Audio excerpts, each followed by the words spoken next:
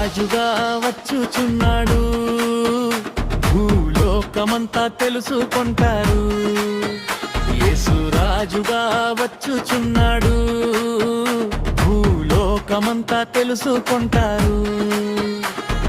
రవి కోటి తేజుడు రమ్యమైన దేవుడు, రవి కోటి తేజుడు రమ్యమైన దేవుడు, రారాజుగా వచ్చుచున్నాడు, రారాజుగా వచ్చుచున్నాడు.